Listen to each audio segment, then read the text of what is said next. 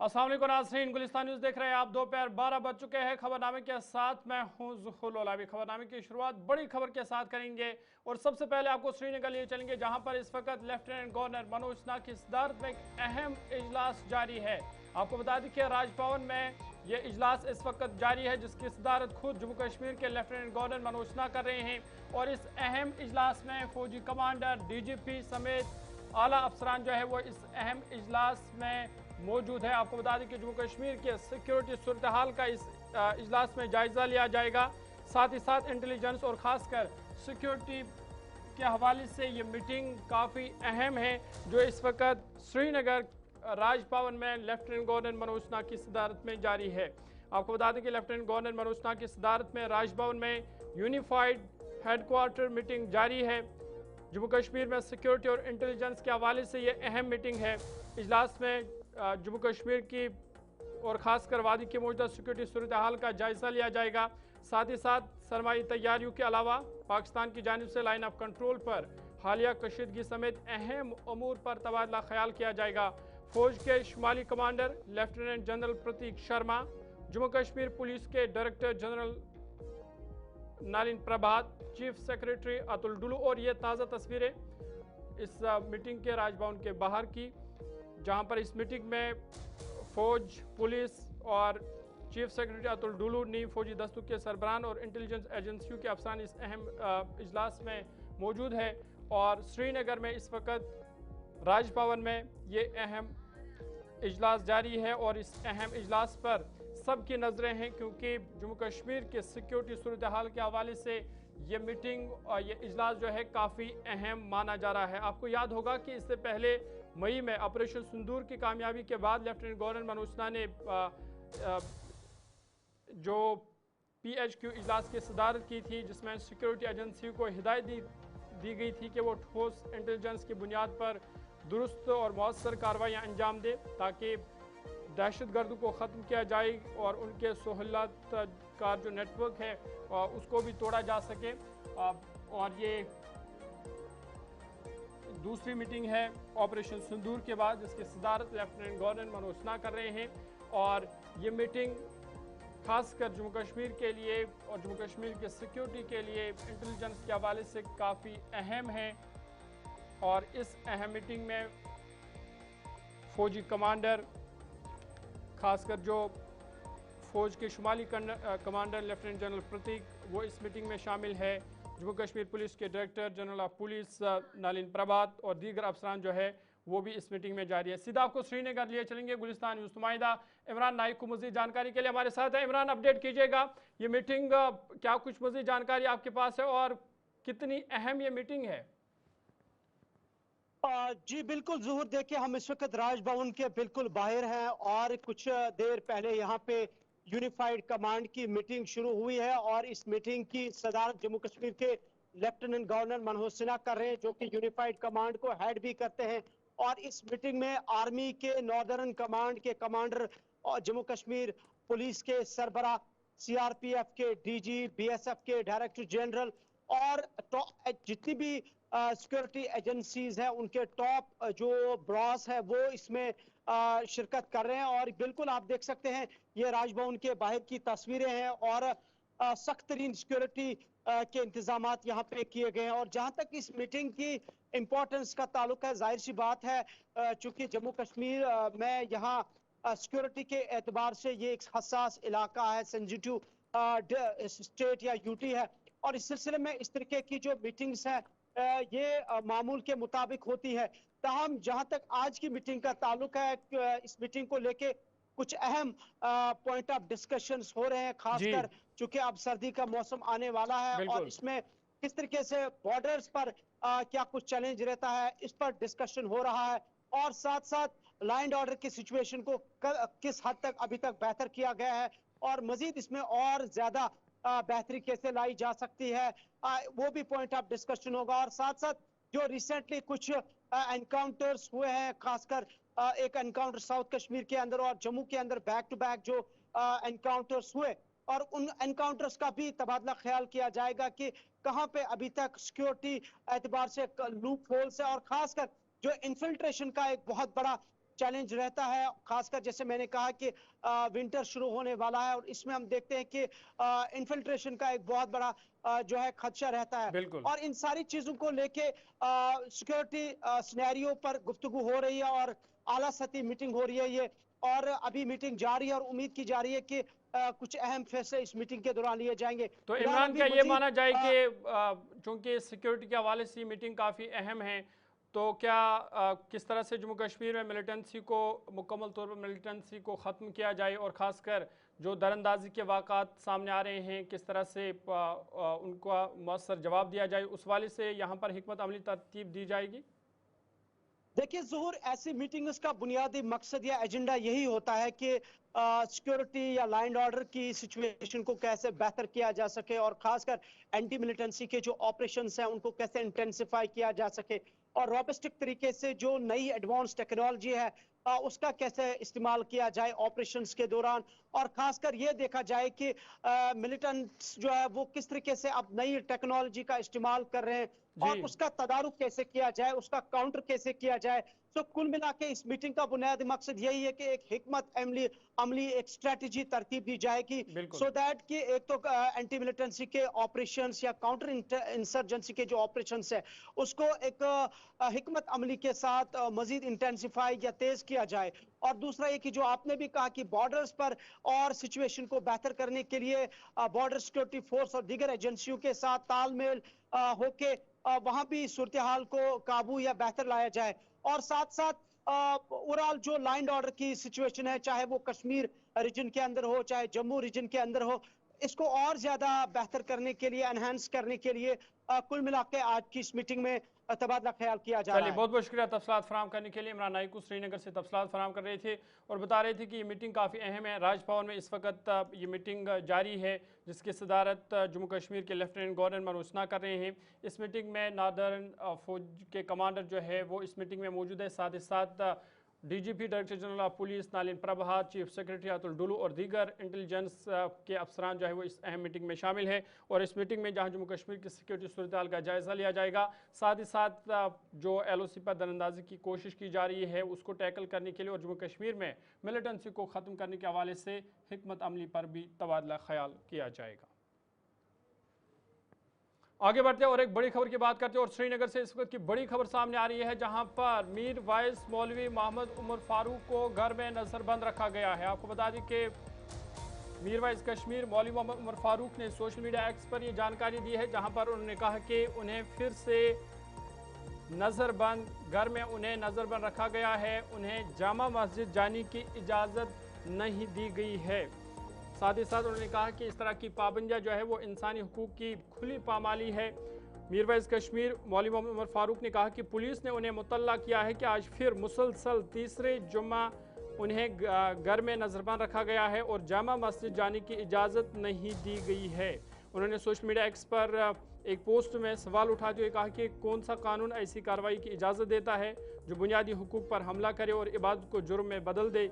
Mir vice ने कहा कि हफ्ता दर हफ्ता चाहे जुम्मा का दिन हो या कोई और दिन, हुकाम अपनी मर्जी से उन्हें घर में कैद करके आज़ादी छीन लेते हैं और उन्हें मजहबी फ़राइज़ अंजाम देने से रोकते हैं, जबकि इस गैर जमहूरी रवैये पर कोई एहतसाब नहीं होता। उन्होंने कहा कि जिन इदारों का फ़र्ज़ है कि वो हुकाम को जवाबदेह बनाए वो या तो खौफज़दा है या फिर इस पर तवज्जो नहीं देते।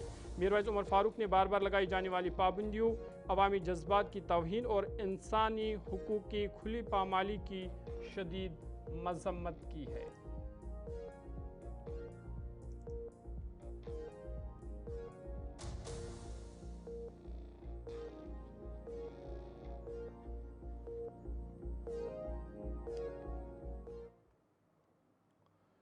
आगे बढ़ते आपको बता दें कि आज अल सुबह श्रीनगर के बागात चौक में एक हादसा पेश आया जिसमें एक तेज़ रफ्तार महिंद्रा थार गाड़ी SSB बस से जाकर टकराई, जिसके नतीजे में 2 अफराद जख्मी हो गए। दोनों जख्मियों को फौरी तौर पर अस्पताल मुंतकिल किया गया है, जहां उनकी हालत मुस्तहकम बताई जा रही है। पुलिस ने मौका पर पहुंचकर गाड़ी को अपनी तहवील में ले लिया है और इस सिलसिले में FIR दर्ज करके मजीद तहकीकात शुरू कर दी है। गुलिस्तान न्यूज़ नुमाइंदा नातिका भट्ट श्रीनगर से मजीद तफसील फराहम कर रही है। इस वक्त हम बागा चौक श्रीनगर में मौजूद है, जहां पर रात देर गए 3:30 बजे के करीबन जो है एक एक्सीडेंट पेश आता है, जहां पर ये थार आप देख रहे हैं, ये थार जो है एसएसबी गाड़ी के साथ टकरा जाती है। देख सकते हैं किस तरीके से गाड़ी की क्या हालात है, किस तरीके से गाड़ी जो है डैमेज हो चुकी है। रात गई ये गाड़ी चल रही थी यहीं बागा चौक से ही, जहां पर ये एसएसबी गाड़ी के ऊपर चढ़ जाती है और एक एक्सीडेंट पेश आता है। क्या कुछ वजूहत रह सकते हैं? रैश ड्राइविंग हो सकता है, क्योंकि रैश ड्राइविंग जो है यहाँ पर देखने को मिल सकती है, क्योंकि रैश ड्राइविंग की वजह से ही आप देख सकते हैं क्या हालात हो चुकी है। सबब क्या मिल रहा है एक रैश ड्राइविंग का, आप देख सकते हैं किस तरीके से ये गाड़ी की हालात यहाँ पर देखने को मिल रही है। थार थी, चल रही थी यहाँ से, और उसके बाद शायद स्पीड जो है वो ज्यादा थी, जिसकी वजह से ये एसएसबी गाड़ी के साथ टकरा जाती है, उसके ऊपर चढ़ जाती है, जिसकी वजह से आप देख सकते हैं नतीजा क्या हुआ है। रैश ड्राइविंग जो है हमारी ही लिए ही खतरनाक है, क्योंकि हमारी ही सेफ्टी जो है सबसे पहले प्रायोरिटी रहती है। इसलिए तो ट्रैफिक रूल्स बने हैं। ट्रैफिक रूल्स क्यों बने हैं? ताकि हम उनको फॉलो अप करें और हमारी लाइफ जो है वो सेफ हो जाए, उससे हमें प्रॉब्लम ना हो। अब देखिए, जब हम ज्यादा स्पीड पर जो है लेते हैं गाड़ी, और उसकी हालात क्या हो जाती है, तब हमारी हालात क्या हो जाती है। वो दो लोग इसमें थे, दोनों इंजर्ड हो जाते हैं। नजदीकी हॉस्पिटल उन्हें उसी वक्त जो है रेफर किया जाता है, और बताया जा रहा है अभी उनकी हालात स्टेबल है। छोटी मोटी ही चोट आई थी और उसके बाद उन्हें हॉस्पिटल से जो है वो डिस्चार्ज भी मिल जाता है। लेकिन आप देखिए, अगर कोई बड़ी प्रॉब्लम हो जाती तो क्या कुछ सबब मिल जाता, क्या कुछ प्रॉब्लम जो है हो जाती। फिलहाल के तौर पर देखिए क्या कुछ हालात इस थार की हुई है, जो कि देर रात गए 3:30 बजे के करीबन ये एक्सीडेंट जो है पेश आता है। रैश ड्राइविंग ही इसका बड़ा मेन रीजन जो है वो बनता है। इसलिए आप सब लोगों से भी गुजारिश है कि रैश ड्राइविंग जो है वो बिल्कुल ना करें, और साथ ही साथ ट्रैफिक रूल जो दिए गए हैं उन्हें जरूर फॉलो करें, क्योंकि ये हमारी ही सेफ्टी के लिए बने हुए हैं। बने रहे गुलिस्तान टीवी के साथ। गुलिस्तान टीवी के लिए मैं नातिका भट्ट, वीडियो जर्नलिस्ट। चलिए आगे बढ़ते हैं, बात मरकज़ के ज़ेर इंतज़ाम लद्दाख की करते हैं और आपको बता दें कि पुरतशद्दुद सूरत हाल के बाद अब हालात जो है लद्दाख में मामूल पर आने लगे हैं। सूरत हाल में बेहतरी देखी जा रही है। पाबंदियाँ अगरचे बरकरार है, लेकिन गुज़िश्ता 24 घंटों के दौरान कोई भी नाखुशगवार वाक़या जो है वो पेश नहीं आया है। आपको बता दें कि लद्दाख में पुरतशद्दुद सूरत हाल के बाद अब हालात में बेहतरी देखी जा रही है। हालात जो है मामूल पर आने लगे हैं। पाबंदियाँ अभी भी बरकरार है। सिक्योरिटी को मज़ीद सख्त कर दिया गया है। ताहम गुज़िश्ता 24 घंटों के दौरान कोई नाखुशगवार वाक़या पेश नहीं आया है। हुकाम ने हालिया पुरतशद्दुद वाक़ात में नेपाली शहरियों और डोडा की कुछ नौजवानों के मुलव्वस होने की तहक़ीक़ात शुरू कर दी है। इस सिलसिले में मुतअद्दिद FIR दर्ज की गई है, जबकि इलाके में कशीदगी बरकरार है। मुतासरा इलाकों में कर्फ्यू बरकरार है ताकि मज़ीद झड़पों को रोका जा सके और अमन कानून को बरकरार रखा जा सके। इस हवाले से ज़िम्मेदारों ने कहा कि जो ज़िम्मेदार अफराद के किरदार का बारीकी बेनी से जायज़ा लिया जा रहा है।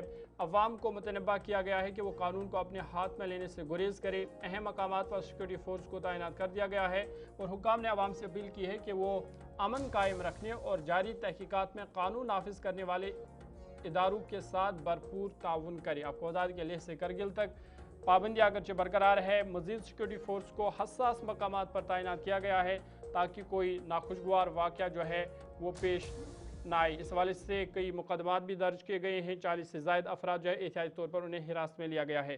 सीधा लद्दाख लिए चलेंगे, मोहम्मद इसाक हमारे साथ है। इसाक, अपडेट कीजिएगा, आज तशद्दुद का तीसरा दिन है। क्या वो जो हम पहले दिन हमने देखी कि तशद्दुद हमने ज़्यादा देखा था, झड़पें हुई थी, क्या हम ये माने कि जो सूरत हाल है वो अब मामूल पर आने लगी है?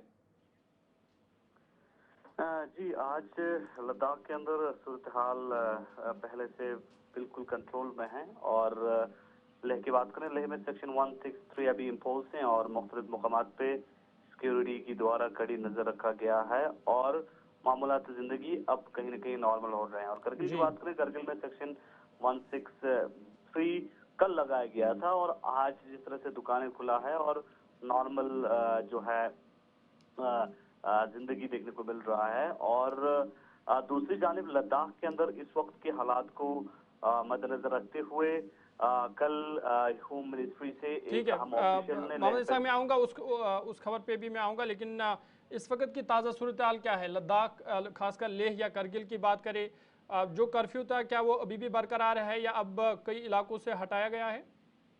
जी, लेह के अंदर 1-6 इम्पोज है और हालत नॉर्मल है। जी, चलिए आप हमारे साथ बने रहिएगा और एक खबर जो है उससे उस हवाले से भी आपसे तफसीलात लेना चाहेंगे। बड़ी खबर आपको बता रहे कि इस तमाम सूरत हाल के बीच मरकज़ का बड़ा फैसला सामने आया है और मरकज़ ने इजलास तलब किया है। तैयारी इजलास 27-28 सितंबर को मुकर्रर किया गया है। आइंदा हफ्ते सियासी क़यादत का अहम इजलास जो है ये दिल्ली में मुनक़्क़द होगा और मरकज़ी सरकार ने साफ कर दिया है कि मुज़ाकरात ही वाहिद रास्ता है, तशद्दुद से कोई मसला हल नहीं होगा।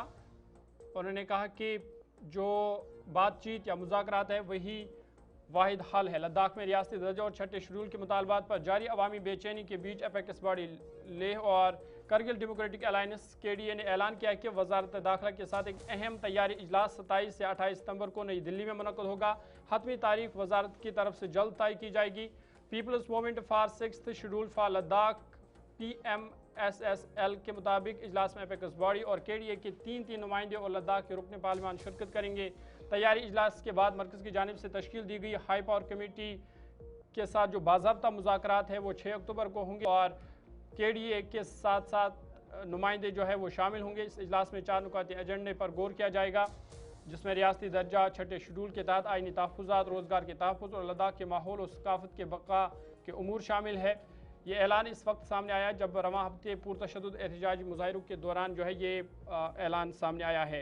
मोहम्मद इसाक लगातार हमारे साथ है। इसाक, अपडेट कीजिएगा, ये जो लगातार मुतालबा भी किया जा रहा था खासकर KDA या जो लेह अपेक्स बॉडी की तरफ से कि जो तारीख दी गई है इजलास की वो जल्दी बुलाया जाए, तो क्या ये माने कि अब ये इजलास चूँकि बुलाया गया है तो कहीं ना कहीं अब हम देखेंगे कि जल्द ही ये जो तशद्दुद या जो हालात ख़राब थे पुरअमन हो जाएंगे?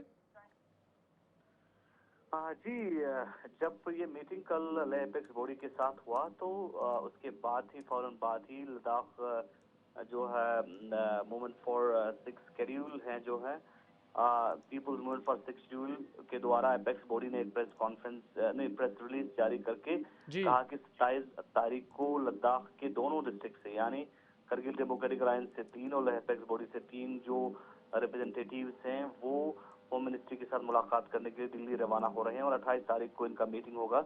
और 28 तारीख की मीटिंग में जो HPC का मीटिंग है जो कि पहले से लगातार डायलॉग कर रहा था गवर्नमेंट के साथ, तो HPC की मीटिंग के हवाले से कल डिस्कस करेंगे, हाई पावर कमेटी की मीटिंग के हवाले से कल डिस्कस करेंगे। दूसरी जानिब तो लद्दाख के अंदर जितने भी अभी जो ऑर्गेनाइजेशंस हैं, खासकर अपेक्स बॉडी और करगिल डेमोक्रेटिक अलायंस ने पीस को मेंटेन करने की अपील की है और लेफ्टिनेंट गवर्नर ने भी पीस को मेंटेन करने की अपील की है। और हालांकि इस वक्त जिस तरह से मौत हुई है 4 लोगों की, उसको लेके कहीं न कहीं लोग इंडिपेंडेंट जुडिशरी प्रोब की मांग कर रहे हैं। चलिए, बहुत बहुत शुक्रिया तफसीलात फराहम करने के लिए। मोहम्मद इसाक लद्दाख से हमारे साथ हैं और तफसीलात फराहम कर रही थी कि अब जो हालात है मामूल पर आने लगे हैं। साथ ही साथ मरकज़ की तरफ से एक इजलास भी तलब किया गया है, 27 से 28 को ये इजलास होगा, उसके बाद बाज़ाब्ता इजलास जो है वो 6 अक्टूबर को होना है।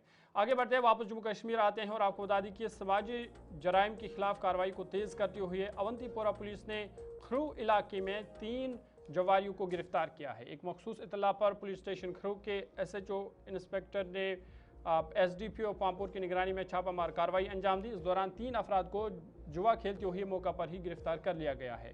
गिरफ्तार शुदगान की शिनाख्त मुख्तार अहमद शाह साकिन पंथ चौक श्रीनगर, शौकत अहमद गनाई साकिन डांगरपोरा नवगाम श्रीनगर और मंजूर अहमद गुरु साकिन संबरबुग नवगाम श्रीनगर। पुलिस ने मुलजिमान के कब्जे से 25,630 रुपये नकदी और ताश की पते जो है वो बरामद किए गए हैं। गिरफ्तार अफराद को पुलिस स्टेशन मुंतकिल किया गया है जहां वो रिमांड पर है। इस सिलसिले में पुलिस स्टेशन खरू में केस दर्ज करके मजीद तहकीकात शुरू कर दी गई है। इधर पुलिस ने आम लोगों से अपील की है कि वो अपने इलाकों में जराइम की सरगर्मियों की इत्तला मकामी पुलिस को फराहम करें ताकि सख्त कार्रवाई अमल में लाई जा सके।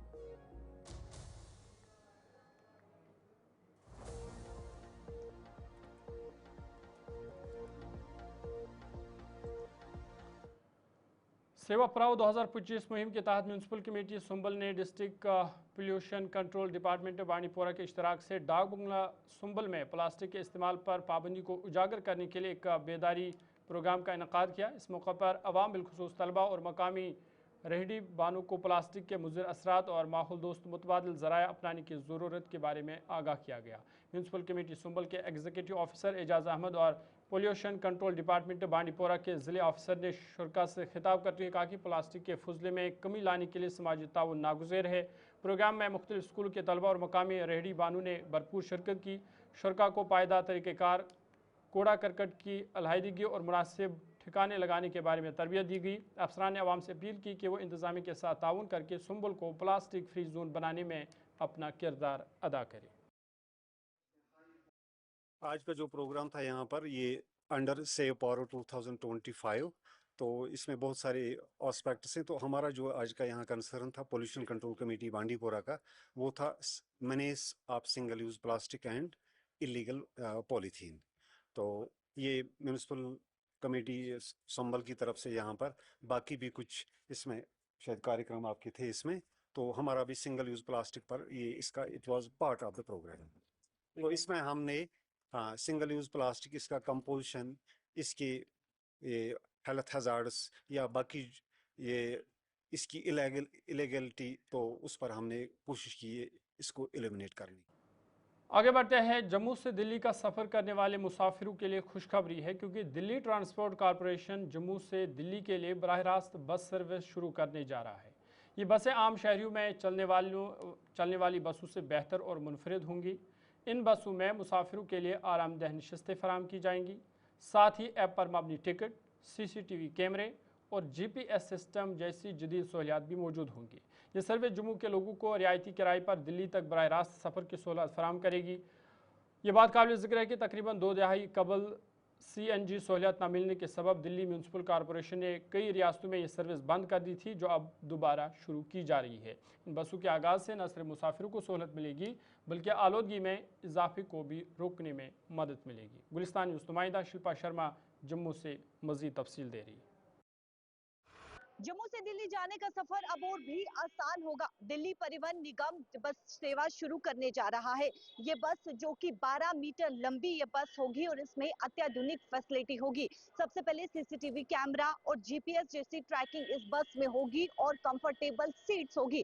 सबसे अहम इसमें जम्मू कश्मीर के लोगों के लिए राहत ये है कि इसका किराया सबसे कम होगा। यानी कि ये CNG वाली बस जो कि अब शुरू होने जा रही है, 2 दशकों के बाद इस बस सेवा को शुरू करने जा रही है। इस बस की बात करें तो करीबन बताया जा रहा है कि 6 राज्यों समेत 17 शहरों में इस बस सेवा को शुरू किया जाएगा। यानी कि जम्मू भी जो है वो इसमें शामिल है और अब जम्मू कश्मीर के लोग इस बस सेवा का आनंद उठा पाएंगे। इस बस की बात करें तो सबसे लोकप्रिय ये बस थी, लेकिन कहीं न कहीं इस बस को बंद कर दिया गया।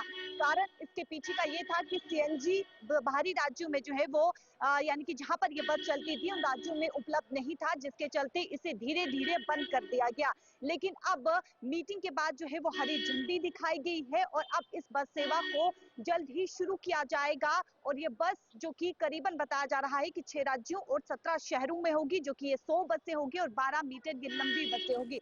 जम्मू कश्मीर आगे बढ़ते हैं। जम्मू में 25 और 26 तारीख की मूसलाधार बारिशों ने कई मकामात पर तबाही मचा दी है। इन बारिशों से शहर के मशहूर ग्रीन बेल्ट पार्क का कुछ हिस्सा भी मुतासर हुआ है।